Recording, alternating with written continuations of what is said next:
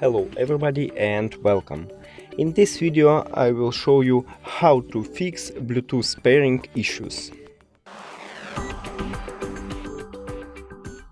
You have to start by check is your Bluetooth is turned on.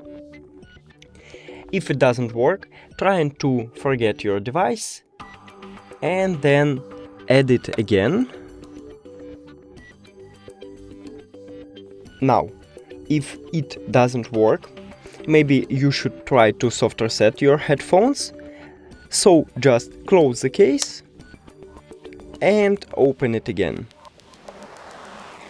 And if this doesn't work, maybe you should make a hard reset. To make a hard reset, press and hold a connection button until the LED light is start flashing red.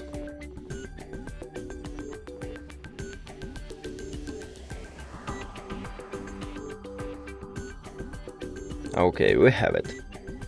Cool. Now, forget your device and try to add it again.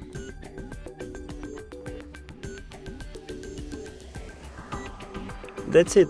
Thank you for watching this video. If you found it helpful, please consider subscribing to channel and leave the like on the video. It's really important to us. See you later.